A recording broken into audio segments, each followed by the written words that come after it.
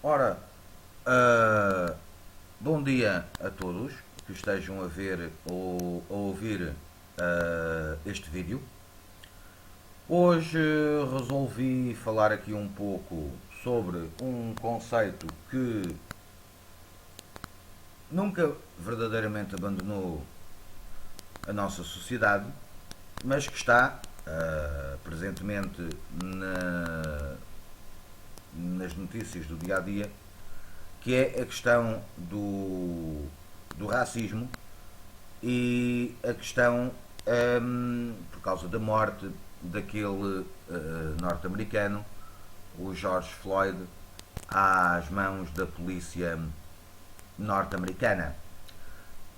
E que nos últimos dias tem havido, como sabem, e devem ter acompanhado das notícias, todas aquelas grandes manifestações em todos os estados norte-americanos contra a discriminação racial, mas também houve em manifestações em Londres, acho que em Paris, creio que em Espanha também, acho que em Portugal também vai haver, também houve em Itália, ou seja, tem havido, à conta da morte deste cidadão norte-americano, um movimento, vamos dizer assim, no mundo ocidental, em que há uma manifestação contra a discriminação racial. Contudo, nós temos que ver aqui a questão da discriminação racial com várias formas, e vou tentar fazer aqui uma breve contextualização acerca dela. Já desde a antiguidade, nomeadamente pegando no caso do exemplo da Grécia Antiga, os gregos eram, vamos dizer, proto-racistas. Ou seja, o que é que isto quer dizer? Que eles tratavam todos aqueles que viviam fora do mundo e da realidade grega como bárbaros. Na definição grega, o barbaroi era aqueles que não falam grego, ou aqueles que não têm a cultura grega. Isso era uma forma de os gregos discriminarem os outros povos, mas reforçando também a sua própria ideia de superioridade cultural, como povo. O mesmo conceito passa depois para Roma, que também tinha um conceito muito semelhante, ou seja, bárbaros para os romanos eram todos aqueles que não falavam latim, mas para além daqueles que não falavam latim, eram também todos aqueles que não tinham o direito romano, não tinham a cultura romana, não tinham aquelas grandes obras da civilização romana. Ou seja, os romanos alargam o conceito de bárbaro. E estes movimentos, tanto na Grécia Antiga como na Roma Antiga, podem ser vistos como movimentos de proto-racismo ou de etnocentrismo. Embora não os possamos chamar racismo, porque a concepção que nós hoje em dia temos do racismo à época não existia, mas é um proto-racismo. Curiosamente, depois os chamados bárbaros aos povos germânicos também vão aplicar esse mesmo racismo quando entram no Império Romano e fazem leis de discriminação racial. Ou seja, por exemplo, a Itália dos ostrogodos ou a Espanha dos visigodos eram estados que tinham códigos de leis separados. Ou seja, havia uma lei para aqueles que eram, por exemplo, ostrogodos ou visigodos, e depois havia uma outra lei para aqueles que eram italo-romanos, ou hispano-romanos, ou galo-romanos. E isso aconteceu em vários outros estados germânicos. Essa discriminação entre a elite governante e o resto dos, vamos dizer, súbditos, dos cidadãos desse reino. Isso também é uma forma de racismo, ou de proto-racismo, vamos dizer assim. Posteriormente, temos também no caso visigodo, e já falámos aqui no vídeo acerca dos visigodos, que os últimos monarcas visigodos perseguiram os judeus, porque os queriam converter ao cristianismo, e isso envolveu também uma série de leis que foram sendo aprovadas no reino visigodo de discriminação do povo judaico. Isso também é uma forma de proto-racismo, como é óbvio.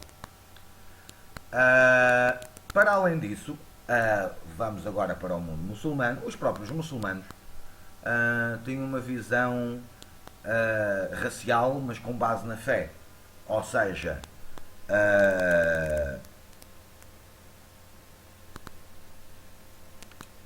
os muçulmanos aceitavam bem aqueles povos que, quando eram integrados no Império Muçulmano, se convertiam ao Islão, então tornavam-se irmãos muçulmanos, mas havia outros povos que não se convertiam. E esses povos que não se convertiam, apesar de a lei muçulmana permitir que eles continuassem a ter a sua fé, a ter os seus costumes e a praticar os seus cultos, não deixava de haver leis restritivas em relação a esses indivíduos que não se convertiam ao Islão, ou seja, que não se tornavam irmãos muçulmanos. Isso também é uma forma de discriminação racial com base na prática religiosa. E depois, obviamente, com a extensão do mundo muçulmano, os muçulmanos são o primeiro povo, depois da época romana, em que vão fazer comércio de escravos em grande escala. E eles entendem que é correto escravizar um indivíduo desde que ele não seja muçulmano. Ou seja, há a possibilidade de escravidão.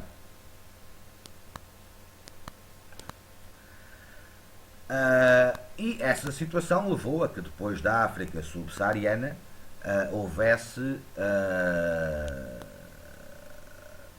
entradas de caçadores de escravos muçulmanos na África subsaariana que capturavam africanos ou acabavam por ter uma série de africanos vendidos por outros africanos para o comércio de escravos, e tudo isso levou a uma situação que foi novamente o renascimento da escravatura em larga escala, que depois vai ser potenciada muito mais com a questão dos europeus e das descobertas e da era das descobertas, vamos dizer assim.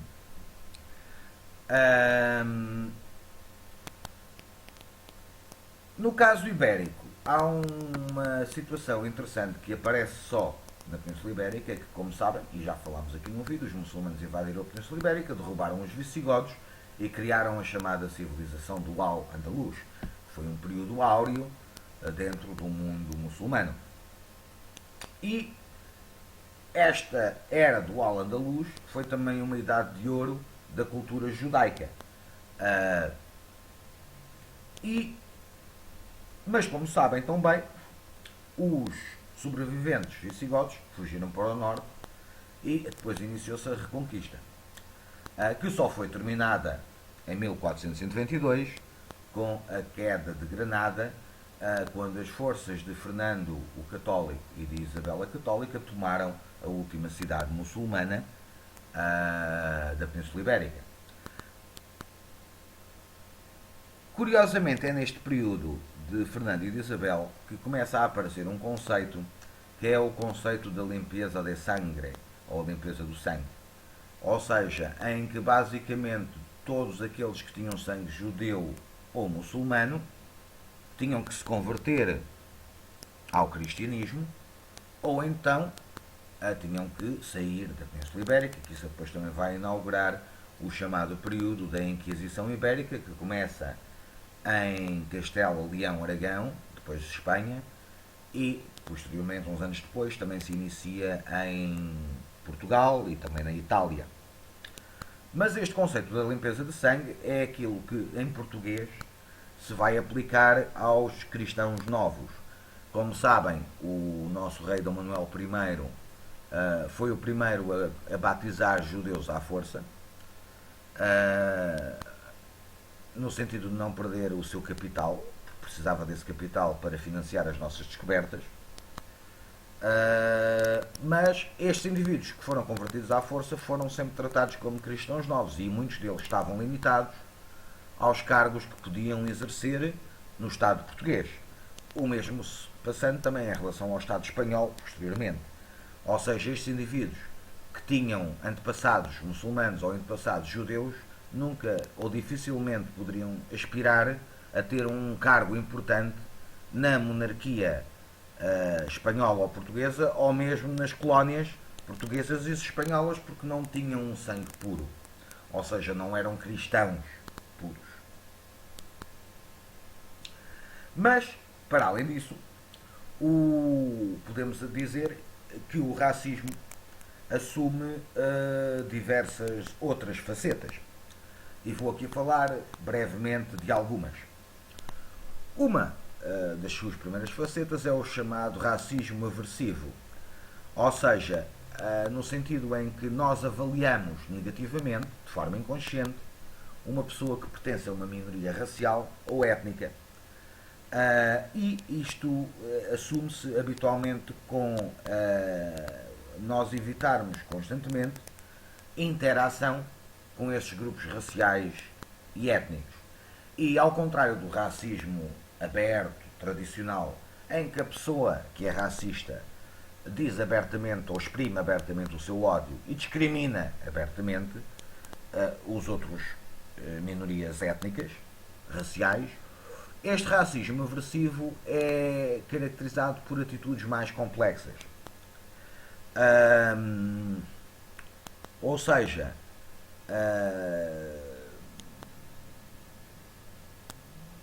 seja, nós podemos dizer, vamos dar aqui um exemplo, eu não sou racista, por exemplo, mas provavelmente na minha interação com um branco e a minha interação com um negro ou com um cigano vai ser diferente. E isso aplica-se também de outra maneira, ou seja, porque o racismo não é só uma característica da raça branca, também é característica da raça negra, da raça asiática, e até os próprios nativos americanos são racistas, seja entre eles, como nós também somos entre nós, seja para com os outros. Ou seja, o racismo é transversal aos povos e às raças humanas, não é uma característica da raça branca. Que isso é uma coisa que tem aparecido nos Estados Unidos, tem umas condicionantes e uma história própria que falaremos um pouco a seguir, mas o racismo existe entre os próprios africanos. Por exemplo, o indivíduo da tribo A vai se sentir superior ao indivíduo do grupo B ou da tribo B, e assim sucessivamente. Tal e qual como na Europa, recentemente, vimos o racismo entre a população branca, em que temos os chamados povos frugais da Europa, os holandeses, os suecos, os dinamarqueses, etc., e nas atitudes que eles têm em relação aos povos do sul da Europa, em relação aos portugueses, em relação aos gregos, em relação aos espanhóis. Isso também é uma forma de racismo e de discriminação, por exemplo. O mesmo se passa em relação aos asiáticos, seja dos chineses para com os outros, ou dos japoneses para com os outros, ou dos coreanos para com os outros. Tudo isso é racismo. Ou mesmo no mundo muçulmano. Quando aqui há uns anos tínhamos o Estado Islâmico a atuar em força no norte do Iraque, várias vezes falou-se que estes indivíduos do Estado Islâmico perseguiam e matavam indivíduos que não eram muçulmanos ou que pertenciam a grupos minoritários, sejam eles cristãos ou outros. Por isso, isto é um fenómeno que está espalhado em termos mundiais e acontece em todos os povos, em todas as raças, em todas as culturas. Mas pronto, isto para dizer que o racismo aversivo é aquele em que nós temos uma atitude diferente em relação a um indivíduo de outra raça, embora a gente diga nós não somos racistas, mas na essência somos. Simplesmente não o exprimimos abertamente e não discriminamos de forma cabal, vamos dizer assim. Depois temos um conceito que existe, que é o conceito da neutralidade racial. E basicamente este conceito diz-nos que nós não consideramos as características das raças nas interações sociais. Contudo, há quem argumente que ao termos esta atitude, não atendermos a estas características segundo a raça que nós estamos a falar, esta neutralidade racial acaba por perpetuar de forma inconsciente os padrões de desigualdade racial.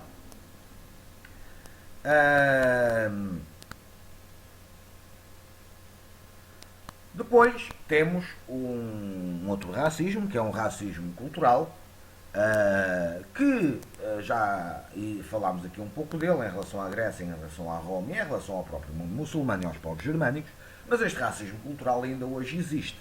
Ou seja, o que é que na essência é o racismo cultural? O racismo cultural é a nossa crença em que uma raça é inerentemente superior à outra, em que a nossa cultura é superior à outra. E muitas vezes este racismo cultural casa-se também com o conceito da xenofobia, que é a rejeição da cultura do outro, ou o medo da cultura do outro, ou excluirmos o outro porque tem uma cultura diferente da nossa. Depois, obviamente, há o racismo económico, que muitas vezes nós podemos ver, por exemplo, em termos dos salários, em termos da justiça, por exemplo, em que, por exemplo, se um americano comete um crime, um americano negro comete um crime, e um americano branco comete um crime, por exemplo, à partida o americano branco vai ter mais poder económico. Logo, tendo mais poder económico, provavelmente pode recorrer a um advogado muito melhor para o defender do crime de que é acusado. O africano, o afro-americano, aliás, nem por isso, porque provavelmente ganha muito menos do que o branco, é alvo de perseguição, em muitos casos, pelas forças policiais e até mesmo pelas forças judiciais.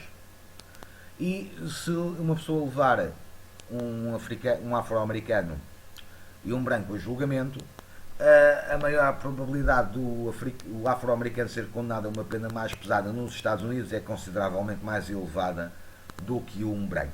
Isso é de facto uma questão muito complicada nos Estados Unidos e que não é de agora.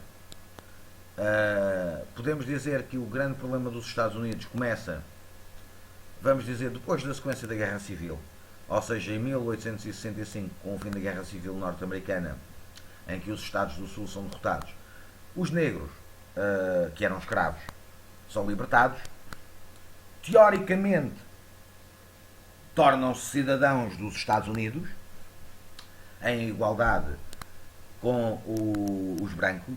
Na realidade, eles vão continuar numa situação de discriminação, principalmente económica e social.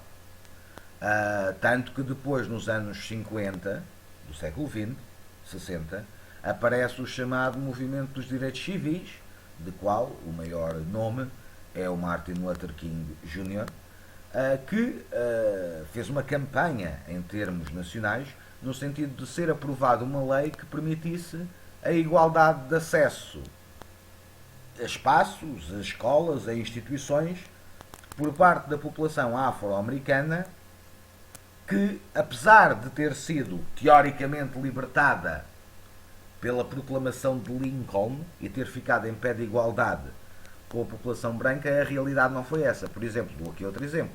Durante a Segunda Guerra Mundial, a maior parte das tropas norte-americanas eram tropas brancas. Não quer dizer que não tenha havido tropas negras. Mas o que é que as tropas negras faziam? Ou eram os cozinheiros, ou eram os indivíduos que eram sapadores e que basicamente usavam máquinas para limpar o caminho para depois as tropas brancas, os tanques, etc., passarem, ou eram os indivíduos que eram chamados contínuos das casernas. E embora tenha havido alguns membros, por exemplo no caso da Força Aérea houve um esquadrão de pilotos negros, mas lá está, mesmo em relação aos brancos eram discriminados no âmbito das Forças Armadas norte-americanas, tanto que essa discriminação só já depois da Guerra da Coreia é que começa a haver uma certa paridade entre negros e brancos dentro das Forças Armadas americanas. Ou seja, já estamos a falar a partir de 1950 e qualquer coisa. Como podem ver, não é uma situação que tenha sido assim tão simples. Porque de 1865 a 1950 e poucos foram quase 100 anos em que, teoricamente, os negros, os afro-americanos, eram cidadãos americanos, mas não eram, porque não tinham os mesmos direitos económicos, não tinham o mesmo tipo de respeito e não tinham as mesmas possibilidades. E ainda hoje, esse sistema, em certa maneira, mantém-se porque os afro-americanos continuam, de facto, a viver em bairros altamente degradados, onde há uma criminalidade muito maior entre eles, mas também continuam a ser aqueles que recebem menos na maior parte dos trabalhos. Só aqueles, como já disse, se forem julgados, provavelmente vão ser sempre condenados a uma pena pesada.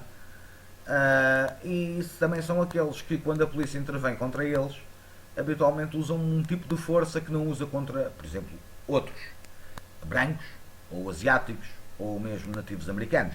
Por isso há aí, de facto, um problema de fundo nos Estados Unidos da América, que não sei se toda esta situação da morte do George Floyd conseguirá ou não mudar este paradigma. Esperemos que sim, mas veremos. Para falarmos ainda das Américas, quero ainda referir aqui que durante o período colonial espanhol, nas colónias espanholas, os espanhóis desenvolveram um sistema de castas baseado na raça e que era um mecanismo de controle social e que também determinava a importância da pessoa na sociedade. Embora a maior parte dos países latino-americanos tenha tornado este tipo de conceito ilegal por legislação, se virmos a independência destes países o período pós-independência e ainda hoje, este conceito, este sistema de castas está presente e continua presente em muitos dos países da América Latina, espanhola e até mesmo no Brasil português.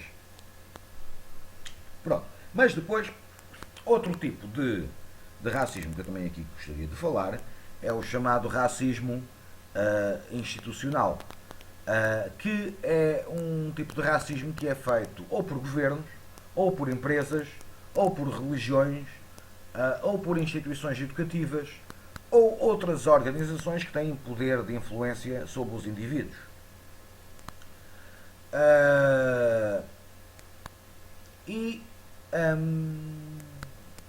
Este racismo institucional, que também pode ser conhecido como racismo estrutural, racismo estatal ou racismo sistémico, por exemplo, no caso do governo, este racismo foi feito, por exemplo, na África do Sul, que todos se lembram do regime do Apartheid. O regime do Apartheid era um regime de racismo estatal, em que basicamente os brancos tinham os privilégios, tinham o poder, controlavam as indústrias, etc. Os africanos, não. Ou, por exemplo, a Alemanha nazi, que também criou um sistema em que os alemães ou os arianos eram a raça superior, todas as outras raças europeias eram inferiores, e depois os judeus, os negros, os ciganos e muitos dos eslavos eram subhumanos. E, obviamente, nos Estados Unidos, o racismo tanto atingiu negros, como atingiu asiáticos, como atingiu latino-americanos, como atingiu os indígenas. Esta situação só acaba por ser, lá está, já falámos aqui da proclamação de Lincoln, mas a lei que resulta dos protestos organizados pelo Martin Luther King é a chamada Lei dos Direitos Civis de 1964, que foi promulgada durante a presidência do presidente Lyndon Johnson e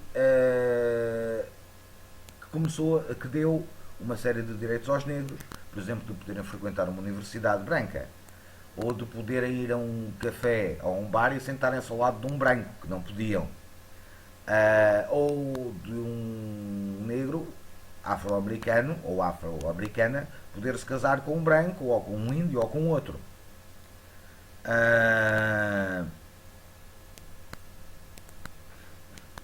Depois também havia constantemente linchamentos contra negros. E ali tínhamos organizações como que ainda hoje existem, o Ku Klux Klan, por exemplo, é uma organização supremacista branca, ainda hoje existe. Uh, Era fundamentalmente forte nos estados que tinham sido derrotados no Sul durante a Guerra Civil americana. Mas ao mesmo tempo, também no caso americano, tal e qual como temos grupos supremacistas brancos, também temos supremacistas negros, como o Black Power ou Nation of Islam do Malcolm X, e que eram também racistas na sua concepção, porque incentivavam os afro-americanos a atacarem a população branca, como é óbvio. Pronto, este aqui são 3 exemplos de racismo institucional ou estatal. Obviamente que a discriminação racial é um conceito que nós conhecemos, que basicamente tem a ver com qualquer discriminação que é praticada contra alguém com base na raça a que ele pertence. Temos aqui a segregação racial, que já abordámos um pouco, que é quando os brancos, os negros ou outros, cada um vive no seu gueto separado e não se misturam.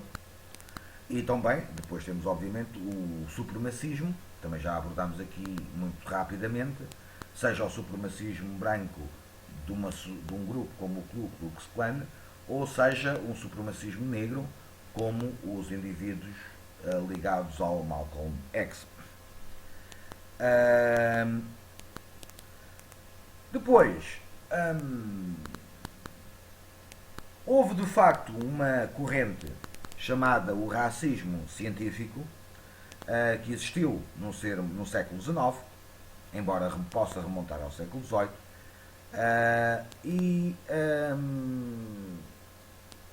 é um conceito que depois foi usado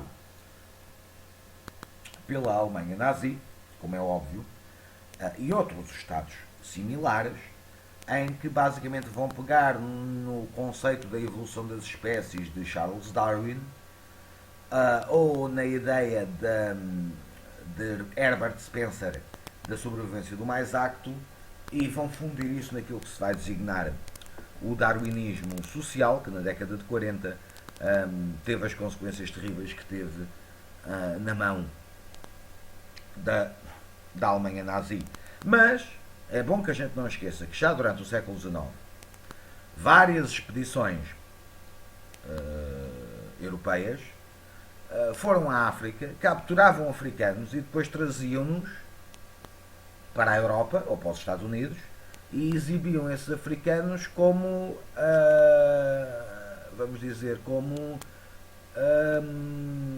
se diz, como se fossem animais de jardim zoológico. Isso aconteceu.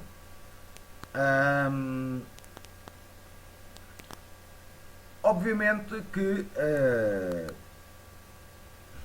e não falei aqui de um outro país, que agora vou aproveitar para falar um pouco, por exemplo, na Índia. Na Índia, ainda hoje nós temos o sistema das castas. O sistema das castas indiano não é mais nem menos do que uma discriminação racial entre grupos étnicos diferentes. Temos uma casta superior e depois temos uma casta inferior, parasitária, que não tem qualquer tipo de hipótese de mobilidade social na realidade que é a Índia. Mas esse racismo, por exemplo, podemos vê-lo na China. A China é quase na sua maioria constituída por chineses Han, que são aqueles chineses que vivem na zona da costa. Mas depois há outras etnias. E recentemente também se falou de uma notícia que acho que foi nos Estados Unidos, o Parlamento norte-americano aprovou uma lei com apoio democrático e republicano em que exigia, ou exige à China, o respeito pela cultura dos uigures, que é um povo que vive no norte da China, e não vive só no norte da China, mas é um povo das estepes, e que é completamente perseguido e discriminado. Isto já nem vou falar da perseguição que nós sabemos que continua a acontecer ainda hoje contra os tibetanos, porque isso existe na China, ou contra outros grupos étnicos. Por exemplo, nos anos 50, os manchus, que viviam na zona de Harbin, entre a zona da fronteira da Coreia do Norte e a Rússia, que era a população manchu, foram praticamente exterminados pelo exército comunista da República Popular da China. Porquê? Porque foram acusados de serem colaboracionistas com os